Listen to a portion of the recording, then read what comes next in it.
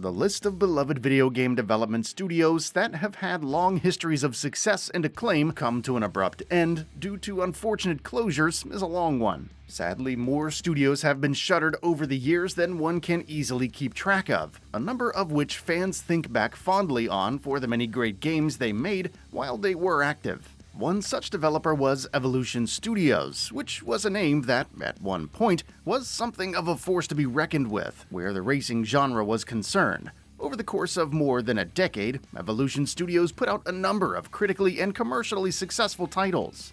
And yet, after just one stumble in the early years of the PS4, just like that, the studio was gone. So what exactly happened? How did Evolution Studios go from being a consistently successful team to one that parent company Sony no longer felt was a viable operation anymore? Of course, Evolution had a long association with Sony, pretty much the studio's entire existence. In fact, saw it being associated strongly with PlayStation. Not long after being founded in 1999, Evolution was quickly tapped up by Sony to develop officially licensed World Rally Championship games for the PS2, and the studio's first title in the series was out as quickly as 2001, quickly being met with solid reviews and sales to match. From there, for a number of years, Evolution was focused exclusively on WRC, putting out a new installment every year until 2005's WRC Rally Evolved. Right up until the end of the PS2 era. With the PS3 era, Evolution moved forward along with the rest of Sony, and after dropping the WRC license, decided to focus on something entirely of its own instead, in the process giving birth to the property that the studio would become most well known for. In the early months of the PS3's life, that console saw the launch of MotorStorm, a much more dynamic and lively racing experience that was praised as an early win for Sony's new hardware.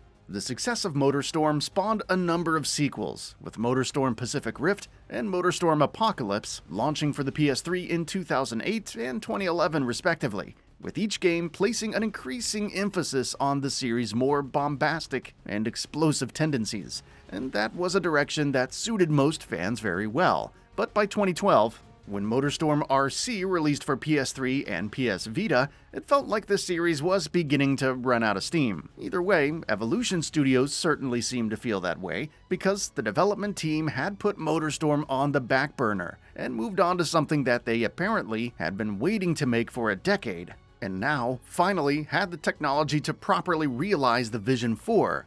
That game went on to become known as Drive Club, and that game was the last game Evolution Studios ever developed.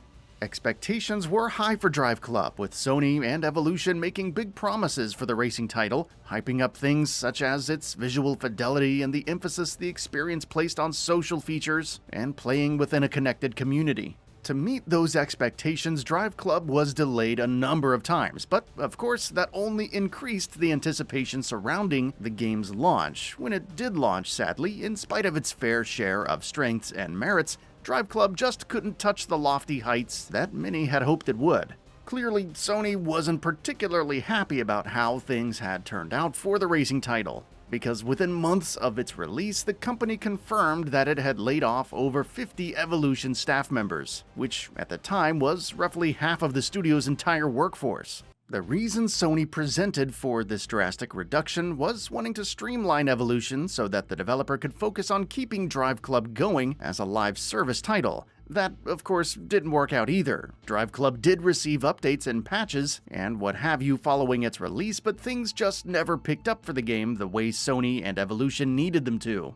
In October of 2016, Sony's announcement that Evolution Studios would be closing didn't come as a massive shock, because there had been plenty of signs pointing to that possibility over the previous couple of years. But it sure was a blow to many. After a string of consistently solid and successful games over the course of about a decade, Evolution had suddenly succumbed to the failure of just one game. What's interesting about the studio's trajectory, however, is that the team has continued to face ups and downs even after the closure of Evolution. Not long after Sony shut the studio down, several of its members partnered with Codemasters and set up a new studio in Cheshire known as Codemasters Evo, though eventually they were renamed to simply Codemasters Cheshire. Their first project was Onrush, an arcade vehicular combat game, but it proved to be another hurdle for the team. Onrush had a great idea at its core, and it had some things going for it, but ultimately it failed to make much of an impact on either a critical or commercial front. Once again, Codemasters Cheshire faced layoffs, though this time, at least, the studio wasn't shut down. Even though Codemasters Cheshire doesn't exist anymore, earlier this year, EA announced that the studio would be used as a support team for Need for Speed games going forward. Less than a month later, the company officially merged Codemasters Cheshire into Criterion Games, the developer in charge of Need for Speed. Whether or not there's much of an overlap between the former Codemasters Cheshire that is now a portion of Criterion and the Evolution Studios team that gave us WRC on PS2, or MotorStorm on PS3, or even Drive Club on PS4 is anyone's guess. But given all the chopping and changing that the team has seen over the years, the smart bet would be on no. Of course, if some of that talent is still there, then that can only mean good things for Need for Speed. After all, Criterion has had its own fair share of turbulence over the last decade or so, which means that the studio isn't exactly what it used to be when it was on top of the racing genre either. To have the support of a team that is also well versed in the racing genre should hopefully lead to good things. Either way, there's no denying that what happened with Evolution Studios was, to put it mildly, a massive bummer.